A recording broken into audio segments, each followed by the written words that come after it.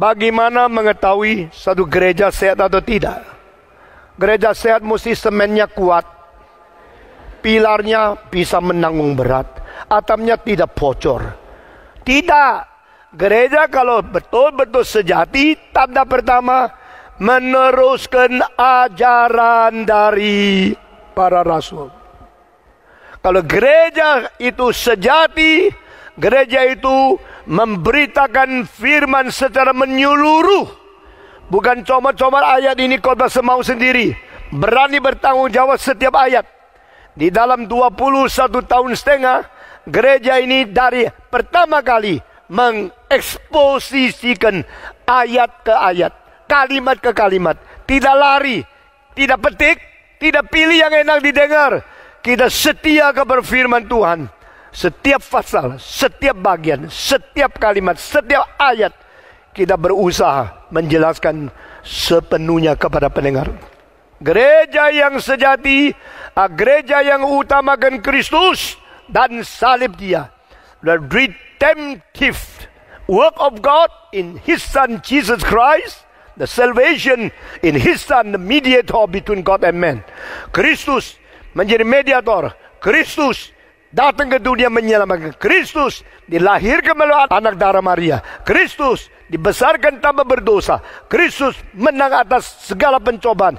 Kristus mati menanggung dosa. Kristus dikuburkan. Kristus mengalahkan kuasa dosa dan penguasa, yaitu iblis.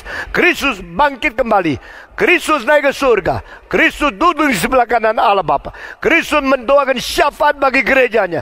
Kristus kirim Roh Kudus. Kristus akan datang lagi. Kristus akan menjadi raja di atas segala raja. Seluruhnya kristologi itu diberitakan. Itu namanya gereja yang sejati.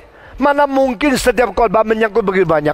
Maka khotbah setiap bagian daripada setiap minggu berbeda.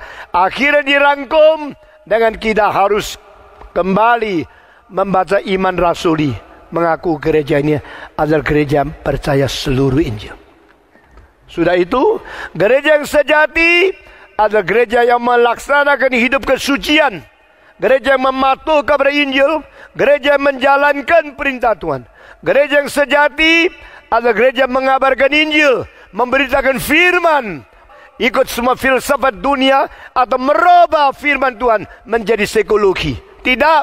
Kita dengan sungguh-sungguh mengabar Injil. Dengan percaya, karena kamu berdosa, kamu akan binasa. Karena Kristus mencintai kamu, kamu mungkin diselamatkan.